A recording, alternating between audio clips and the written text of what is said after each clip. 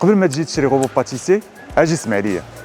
اول حاجه خاصك تعرف هذا هو الغوبو باتيسي، اما هذه هي العجانه اللي كنصاوبوا بها البيتزا ولا الخبز. مثلا الغوبو باتيسي ما كيقادش غير العجينه، نيفو طالع كيمشيو مع 3 ديال الاكسسوارات اللي كيسهلوا لك الحياه. الفوي كيخلط مزيان، الكروشي كيقاد العجينه الغليظه، اما بالنسبه للباتور كيصلح للعجينه اللي سيمي ليكيد بحال الخليط ديال الكريم. وثاني اهم حاجه هي الحجم ديال البول، متوفر من 3.8 ل 12 لتر. لي كوبل 3 لتر فاصلة 8 كافيه، اما بالنسبه لعائله كبيره فعلى الاقل 10 لتر. مثلا بول ديال 5 لتر كيعطينا تقريبا 2 كيلو ديال العجينه.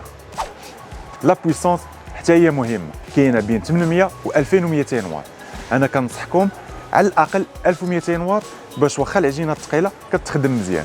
باش تختار لا بويسونس ضروري خاصك ترد البال للحجم ديال البول، كل ما كان البول كبير خاص تكون لا بويسونس طالعه باش يكون عنده الجهد يخلط كميه كبيره. وما تنساوش لا فيتاس، الا كان الموديل فيه بزاف ديال لي فيتاس بلان هذا، حيت كل حاجه والنيفو اللي كتحتاج ليه. ودابا نتوما اللي وليتو دي زيكسبير، مرحبا بكم عندنا في مرجان.